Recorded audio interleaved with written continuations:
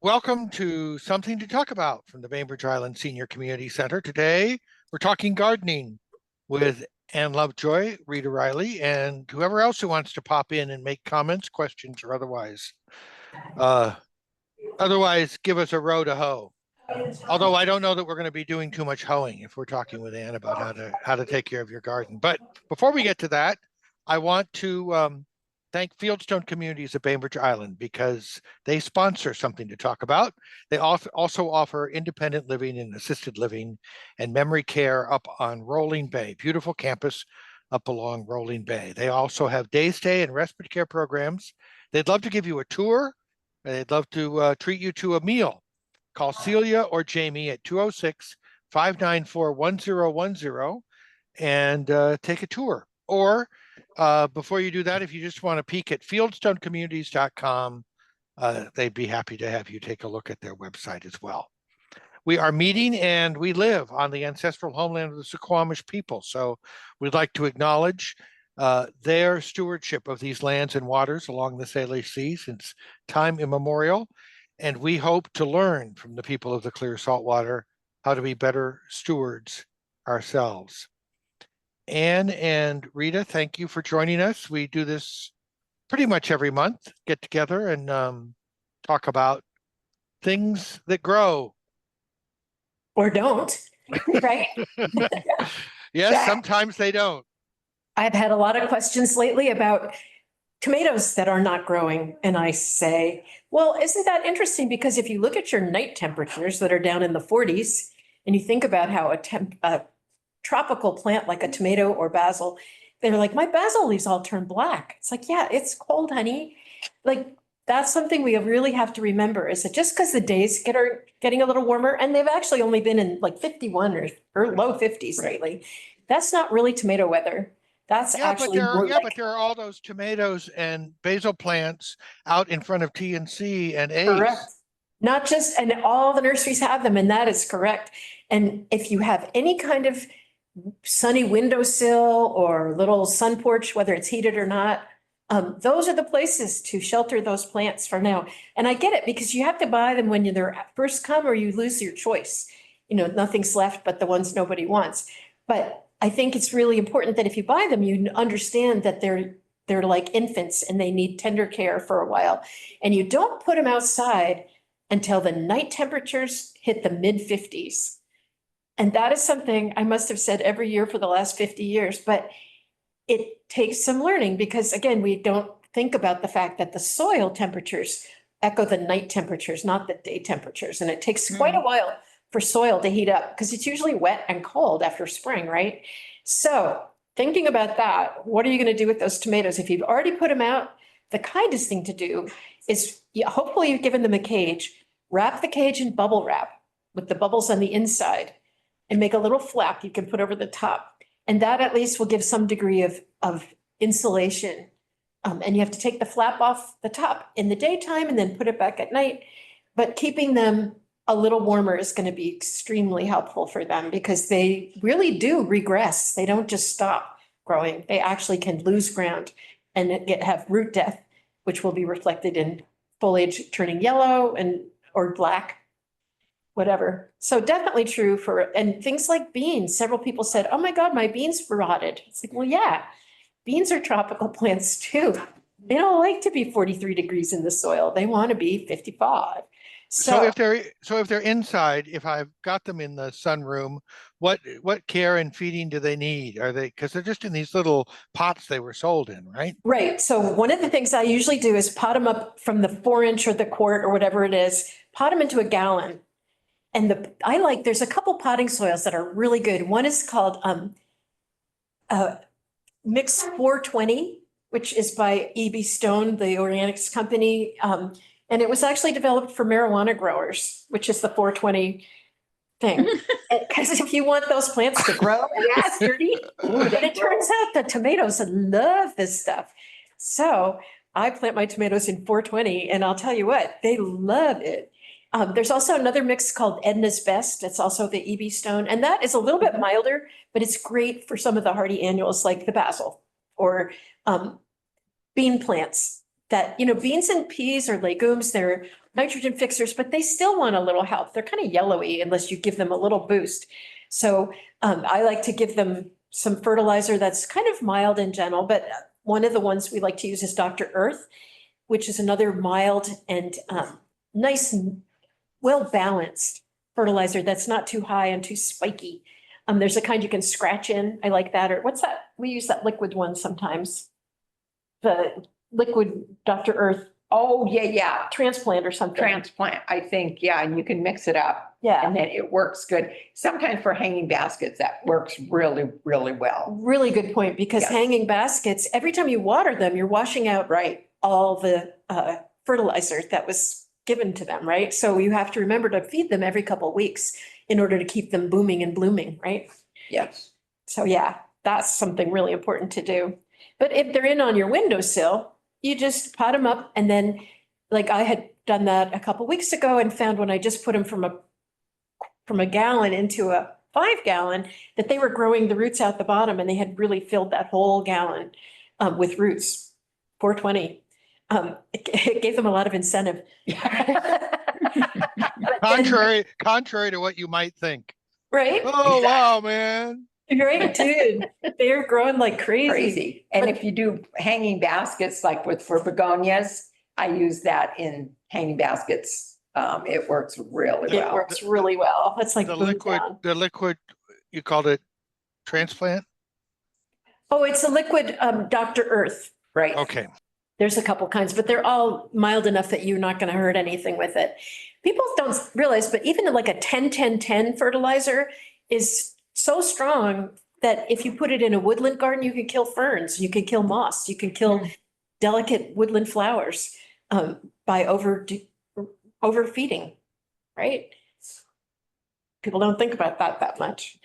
Right. The other thing you could do is what I'm doing right now is actually sowing seeds of things like sunflowers and calendulas and some of the hardy annuals. Usually I do that earlier in the winter, but you can still do it now because it's so cold. So take advantage of this cold, and you can do peas and they'll still flourish, which by this time of year, sometimes they would be like so hot they're starting to stop blooming, right? But no, Right. this year they think they're in March. They're happy. So you can do peas, you could do kale, you could do lettuce and all those early greens that are kind of cool crops. And you can do all your hardy annuals and they won't bolt. They'll just do grow naturally. And by July and August, they're going to be caught up with the earlier sowed things and they'll be really productive and great. So this is a good time for that. One thing I will say also is that we recently found here in the shed at the senior center a thing of Roundup. What? I know. And I'm not going to ask how it got there or who put it there. But I'm just going to say, we really have a policy of organic gardening here because we set this up as a bed and breakfast for birds, bees, and butterflies. And when you do that, you have to be scrupulous about not inviting all these pollinators to come and be killed. And people don't realize that things like Roundup actually kill all kinds of critters, not just, it's supposed to be about weeds, but not only does it kill a lot of other things, like the bacteria in the soil, but it's also harmful. Like if a bee walks on that plant and you've just sprayed it, they'll track it with their feet back to the hive and it will kill quite a lot of things. And it's also persistent in soil for as much as 6 to 8 years and is persistent in waterways where it can kill larvae for fish and frogs. So it's just one of those things that I would really ask you to, if you have it in your arsenal, put that weapon down because it is really harmful. And here's the interesting thing. When we at Bainbridge Gardens, I think I told you this, we had to get rid of, I went on a little campaign to get rid of all the toxic chemicals and bring in natural care. And we had a big learning curve about it and did lots of classes and it was great. But when we took this stuff off the shelf and we're taking it, we had to take it to the hazardous waste facility in Bremerton by the Bremerton International Airport. which is worth a visit in itself. But anyway, it had to be triple wrapped. It had to be transported in marked vehicle that said we were carrying hazardous waste. And the staff was like, what? We just took it off the shelf. We've been selling this. And it's like, correct. That is correct. And people were saying, well, they wouldn't let us do that. And I was like, who do you think they are? Because I've gone to legislature and talked to them about stuff like this, and they say, we don't know anything about that. That's not in our wheelhouse, right?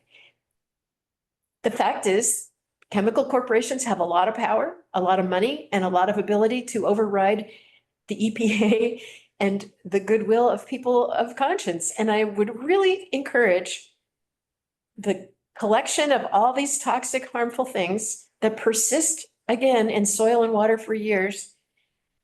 And, get a bag. In fact, get 2 bags and bag it once. I'm going to instruct you how to do this. 1 bag, another bag, and don't handle this stuff because it's actually really toxic, right? So now this can be safely disposed of, which, again, a scenic trip to Bremerton International Airport may be in everybody's future, but ask your friends, look around the neighborhood. Maybe you can do a group visit, right? And have lunch at the little restaurant. Anyway, I really feel like I shouldn't have to keep saying this, but we do have to keep saying this. Barbara. Well, I'm glad you did say it, so thank you. And if you need that to get a ride to the Bremerton Airport, I can stop off on my way to the scrap metal recycling facility. I can just add it to the trip. So You I'm mean happy for to this take that. particular evil thing, yes. not for people who are watching this later? Are No, we gonna no, take? this is no. That for that one item that Ann just Happy to hand it over. Yes. Okay. I'm appalled, really, to be Yeah, honest. I have no idea where it came from. I mean, we've been using that shed for a long time. I don't know how long it's been in there. Doesn't make any difference. But anyway, it's not No in there. blame, no shame. We're done. But the point is, we don't do that here, and we don't want anybody watching to think that it's a good idea. Yeah, right? and yeah, it was prodigious and popular, as you said, not so many years ago when you started working at a local nursery. It's like, oh yeah, we carry that. Yep. And to me, the really interesting part was how little the staff knew, how little the buyers knew, and that there was just this complete acceptance. They wouldn't let us have it if it was unsafe is such a sad statement because it's not true. Barbara. So when you removed that item from the shelves at the nursery, did you get many customers asking about it, or where could they find it, or why was it gone? Anyone who was around then will remember the Great Revolution because it was really dramatic. We changed the name from the Chemical House to Remedies and Cures and called it the House of Healing. We brought in all kinds of safe and non-toxic treatments for different kinds of things. And then we did a lot of classes on how to use them. And we actually did programs through WSU and got college credit for continuing education for a lot of staff. So we had people come, we did weekend programs and got people coming from cities and municipalities, from 3 states, from golf courses, from hospitals, from parks and rec, how to do non-toxic lawn care, how to do wildlife safe lawn care. It was amazing. It was so cool. And what we discovered, and was kind of, as a nursery person, it was kind of good to know that we totally outsold the toxins, and that it was very popular because a lot of people don't want to be killing the pollinators. I think it was a really triumphant story. And yeah, we did have a few questions like, where is that stuff? And it's like, I don't know, and I'm not going to tell you, but I hope if you have any that you'll either bring it here so we can dispose of it safely, or you'll dispose of it safely. Because we really need to do better, especially right now when our regime, the current regime, is not helping us. Yeah, I think that you could expect that there would be not an increase in this kind of watchdog behavior by the current Environmental Protection Agency. Maybe Which even is being- maybe even put that in quotes. It's being Yeah. shuttered or close to shuttered right now. Exactly. So we have to do it ourselves. So it's like making a citizen's arrest. Something that is our duty, right? Yes, exactly. Do a neighborhood pickup. But we also wanted to do a little tool talk. Oh, yes. Yeah, Rita, I asked Rita Okay. to bring, so I've talked about this before, but this is our favorite weapon of destruction. If you're going to destroy something, don't spray weed killer, use the root slayer. Now, this shovel must weigh, what do you think, 10 pounds? Probably. It's so heavy that when you drop it, it goes chunk and it digs halfway into the soil for you. It's got a great step, so you can put your whole weight on it, which in my case is not inconsiderable. It really goes down, it cuts through gravel, it cuts through clay, through roots. Yeah, because it's got a, Sharp right down here. And if you take this and you go, you can cut roots with it. And Yeah, it's serrated too, right? and then it's serrated on the sides here. So you can use it like that. It's got, like Ann said, great place to put your foot. And the handle is a great thing. You can use this as a pry bar. tell them what you did. My daughter and I used this up in Tieton, which is just above Yakima, last week because she went and got some big 8-foot railroad ties, not with creosote on them, just plain. And we got them in her truck and we couldn't get them out just by ourselves. And we didn't want to wait to call anybody. So we used this as a pry bar, put it underneath, kind of moved it, dropped it off the back of the truck and then pulled the truck forward. And we dropped them in place. So this thing, I have dug up rocks, I mean, big rocks, 2-man rocks with this thing. And it just is awesome. There is nothing better. I call it my magic shovel. I think you can get it at Amazon, Home Depot. I think Ace has them too. And Ace, yeah. And you won't break the handle. I don't know Yes. how many shovels I've broken trying to do inappropriate things with them, but these will not break. I love this tool so much. It was given to me as a birthday present, and it was the most appropriate birthday present I think I've ever had. Another tool I really love is the hori hori, the Japanese farmer's knife, and hori hori means chop chop. And it too has a serrated edge. These come in stainless steel or iron, and this is the plain iron one. I have painted the handle purple, but obviously it's time to do it again. But this is the greatest tool for everything from planting to transplanting to, again, cutting roots, smaller roots, Yes. little stuff like that. Mhm. But you can pry out rocks, you can go into the cracks of sidewalk and get the roots out. I mean, it's again, a very heavy tool, so you don't have to put so much of your own weight into it. And when you're getting a little older and maybe you don't have the hand strength or wrist strength you used to, tools that do some of it for you are really helpful. So again, hori hori is like my total favorite. Another one I love. These little pruners, ARS is the company, and we used to joke it meant always reasonably sharp. For 10 years, these have held an edge, and they're actually fruit shears or grape clippers. And they're small, they have a curved blade, so you can get them right next to the mother trunk and not gouge it. You can nestle it up and you can make a clean cut and it will not damage the mother trunk that you're cutting things off of.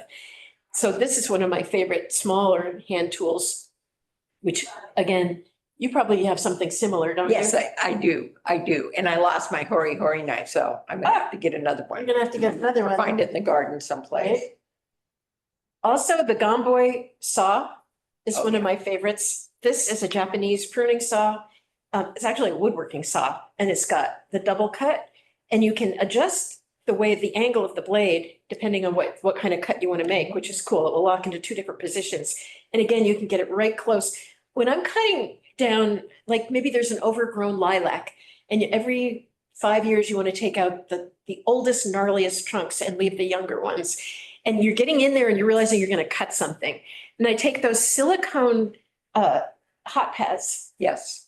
I had a glove and I was like, that's stupid. It doesn't fit me at all. But then I thought, oh, this is perfect. You put it there against the part you don't want to hurt. And then you can saw away next to it and it will cushion the blow and not let you cut the plant, the part of the plant that Right. you don't want to kill, right? Exactly. So silicone and That, and you would be amazed at what you could actually cut with that. true story. saw. Yeah.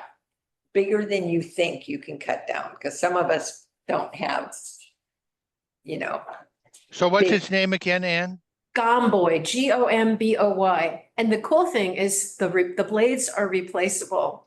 Because sometimes you think you can cut something that's a little big, and maybe you actually shouldn't have. And I have snapped a blade or two in my past, but now I always have an extra blade in case, right? Yes. And you can, I love tools that can be repaired appropriately. yes. And that is so important. And our dear Bill Booth, who comes around, he has both my fruit shears and my bigger clippers. He has repaired those several times. And put a new nut on for me and sharpened those blades so that you can keep using them for years. And that's the whole point, like a cheap tool, the kind of pruner that comes down like onto a flat thing is called an anvil pruner, and they're usually really cheap. And they also are called the nurseryman's best friend because they tend to rip the stem in such a way that disease is really easily, has great access. So you do a poor pruning job, you rip the bark, disease moves in and you gotta buy a new plant. So this is called a scissors cut kind of blade, and it's, these make a much cleaner cut and you will not damage your plants in the same way. Speaking of damaging plants though, I have to say, I've recently went on a little consultation and someone said their fruit trees were not doing well. And I saw that they all had deep scars from weed whackers. And as soon as you scar the bark of a tree or shrub, you are inviting all kinds of bacteria and diseases into that wound, right? And so that is the leading cause of death and damage to shrubs and trees is weed whack damage. Yeah. Now, there's a place for weed whackers, but I would suggest that if you are planting or if you have trees and shrubs that, you know, you're thinking about getting under there and doing that kind of work, that you take out any lawn that might be under there and replace it with a ground cover. And I like in a sunny orchardy kind of place, I like oregano, Right, because how many kinds of oregano do we have out there? a lot. Right? It's amazing the different kinds of oregano.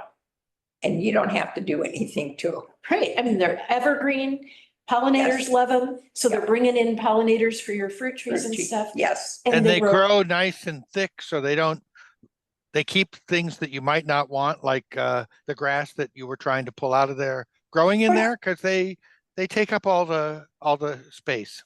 Exactly, and they're beautiful, right? Yes. And they're just tough and hardy. So if you make a nice big circle of either the like oregano, but also those hardy geraniums, like we have one out front of the senior center here with purple flowers and black eyes. It's really, they're tough as nails, and you can cut those back. You can mow around and mow the edge and they'll just come right back. They'll be fine. But if you plant them out far enough, then the weed whacker damage will not be another problem for your poor tree or shrub. And you yes. might not even need to, yes, you said, use the weed whacker Right, because you're mowing right up there if you have a lawn that adjoins it. So what about in a shadier spot? Well, there's a lot of the geraniums that are actually pretty shade tolerant and they'll be pretty happy. But the other thing I like to use is called epimedium or bishop's hat. And we have some epimediums here at the senior center in the back mostly. I have a lot of them at the library. We have, I think, 11 or 12 kinds. There's different sizes, but most of them are evergreen. You cut them once in January or February, and they bloom on these little wiry stems with a string of flowers that look like little birds on a wire or like little orchids. And then the new leaves come up in a flush and you don't have to do another thing for a year. You can't really beat that. Right? Right. Drought tolerant, pest resistant, deer don't eat them. What They're more could you awesome. ask? yes. But Rita and I also have a pea patch in common. And I think that's been really fun, don't you think? Yes, it has. And I'm not so much down in the dirt on your hands and knees anymore. I'm more of a stand-up gardener. So I've got a lot of stuff in containers, but it is just great to see what you want to grow in there. And then you put it in and then you go, So you have a year, like this is my first year and I've got a lot of flowers, but I've got some kale and lettuce and I do have 3 tomatoes. So we'll see how that goes. And then we can just see what we're going to do, what I might do next year. But it's just fun to go down and we have a beautiful little spot. We can have tables and chairs. We can sit, visit with people, and people are so delighted. People are so delighted with the garden out in the front of the senior center. Mhm. People coming down and take pictures of their families with them. So it's really been so great. Yeah, we had Carol Appenzeller Mhm.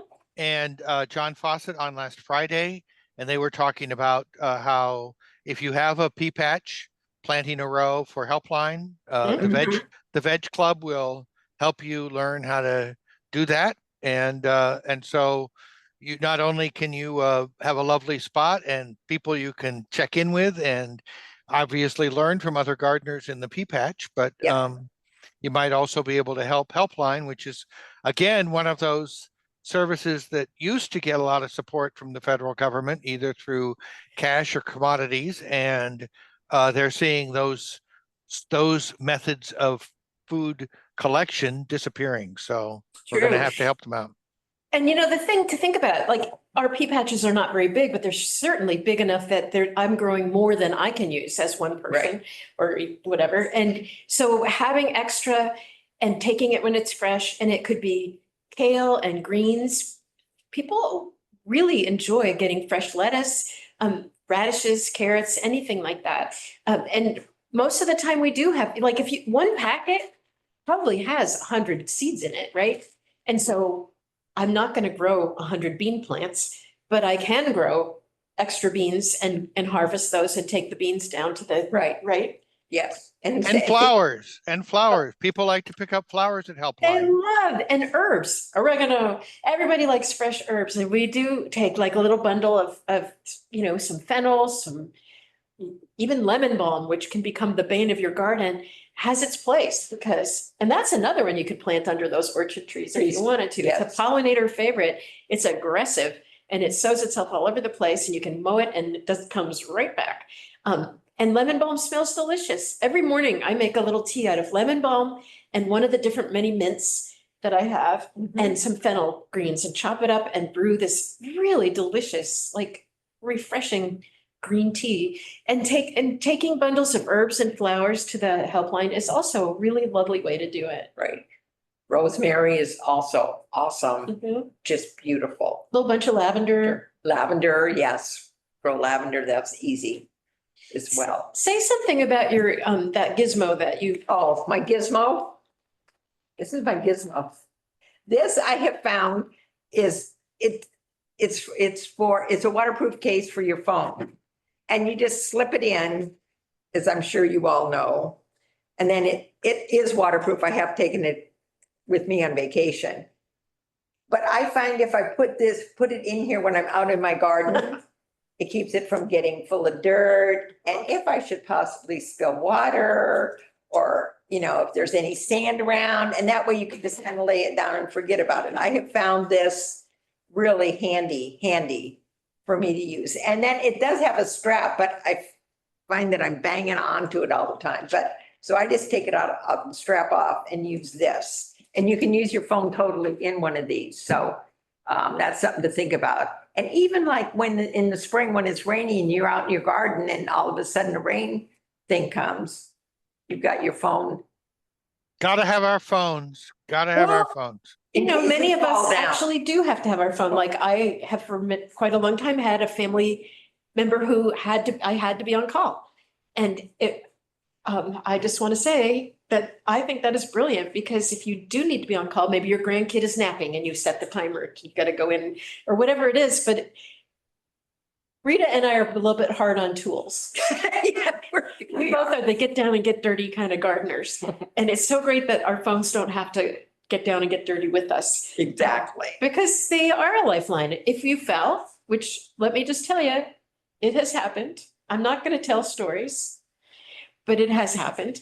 Right. And you have your phone there and it's in a container that's keeping it clean and safe, then that's a lifeline too. I think that's really important as we get a little older. And a little less steady. Especially with pollen. So pollen is super heavy right now and the trees it's pine is still pretty high, but grasses are starting to really kick in. And some of us find that the pollen really disturbs our balance. And so I'm really noticing like walking around in the garden, I want to make sure before I step up or down or climbing, like we're climbing up into these beds in the back or climbing into the beds in the front. Where's a handhold? Where am I going to be safe? And in my pea patch, I've put some pavers down so that I can walk, have a steady place to stand. And in any big beds or your garden bed, your vegetable bed, make sure there's some sturdy places to stand. And I even have sunk some poles in my pea patch. One has a grapevine on it, but someplace to put your hand and hold you steady. And I feel like that's really an important thing to think about that probably 20 years ago or 10 years ago, I wouldn't have thought, but now I'm much more aware and conscious of being, having good footing and making sure if I get down, I can get back up again. Exactly. One of my sweet friends who was in her late 80s said, well, honey, the secret is to always have a bucket. Because if you always have a bucket, you put your hand on the bucket and you can get up off your knees. And I thought, oh yeah, well, guess what? We always have a bucket now, don't we? Yes, we do. We always have a bucket. And one of the other things that Oh, yeah, I this is good. really like, and I know a lot of them have you seen them, are these little totes. And they can, and this one is a small one because I used to have the big ones and they're too heavy. I can't carry them anymore. When they're full. So these are just, to me, just the best. And then they fold down and then they just hook on the side so that they're easy to store. They got a place to hang them. And so I would say either, a bucket or something like this to put your stuff in because you don't want to weed it and throw it on the ground and have to go back and pick it up again. Which My is way of thinking, you want to do it one time. right. And I'm a slob, so I do it several times. She's right. And I'm behind her. But that also means that you don't have to get down again to pick it up again, right? Exactly. It's like you were down there weeding, you put it in the bucket and it's not too heavy to carry when you. It's not too heavy. But I want to make a plea for the person who's like me and messy, because think of all the times I could be at the gym, bending, stooping, all that is really good exercise. Yes, yes. There you And go. carrying some buckets, Yep. not big buckets, but smaller buckets is good for weight bearing exercise as Right. well. So think about that. Yes. Okay, well, you sent me a picture, Rita, of Oh, yeah. calendula. Is there a reason you did that? I did because once you show this, we started where this one is at the senior center. There were just a couple of calendulas. And so in the fall, when we let we deadhead them so they keep blooming, but in the fall, a lot of them, the heads just dry up and we just took the seeds and we just scattered them right there where they were. And from like one little plant, we have this beautiful little calendula thing. And it is something that you can put, if you've got a little spot, like back in your forest or, on the edge of it where it gets lots of sun and you don't know what to put in there. Calendulas are just the best. And then you can use the petals and Ann makes creams Salve. out of them for her face and for friends and for your hands. So there's a lot of uses for calendulas and they're just delightful. That always makes me smile when I see that. Well, and calendula means calendar flowers because they bloom in every month of the year in the Mediterranean. And around here, they mostly do too. Mhm. Like even when it gets really cold, the buds will be there and the first thaw, they'll be blooming again. So they're kind of perpetual. And so the early bees love calendulas and the late bees love calendulas. And I put the petals in salad. I put them as garnish on soup and things like that. And they're really quite tasty. But also, like you said, I steep the petals in organic coconut oil, just in actually I borrow a crock pot and do it on low for a couple hours and then strain it through muslin.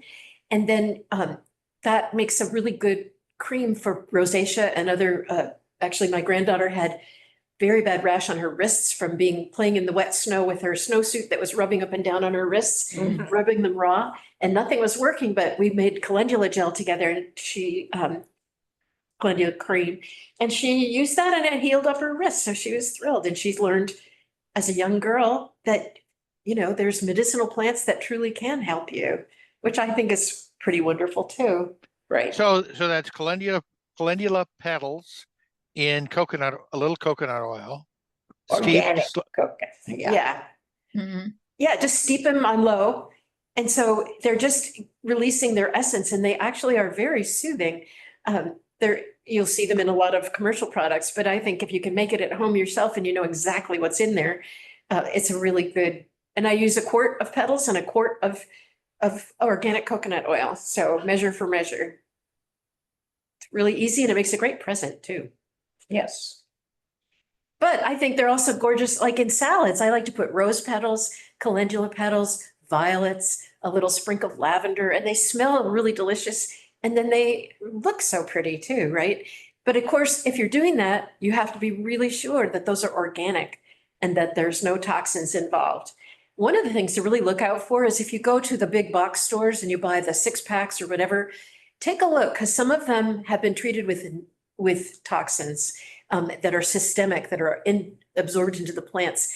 And some of them, they'll say a little tag thing that will say like weed free or something like that, Yes. which means they've been treated and you don't want those in your garden because they will actually, because they're systemic nicotinoids, they can actually harm bees, butterflies, all the little pollinators. Just in the pollen is not toxic and the nectar is toxic. So you really want to avoid that kind of problem. Exactly.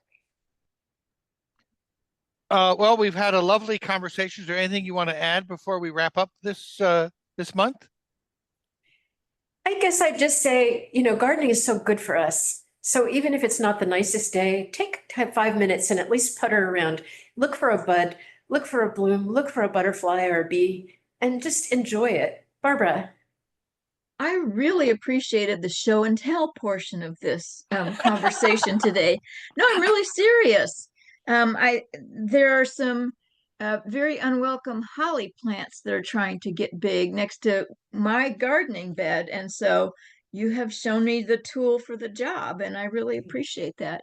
And it's interesting the modifications that you've come to embrace over the years for aging gardeners. So I appreciate all that information too. Well, yeah, after a while, you have to admit that you were not what you were. And once we Oh, started. but you're something else again.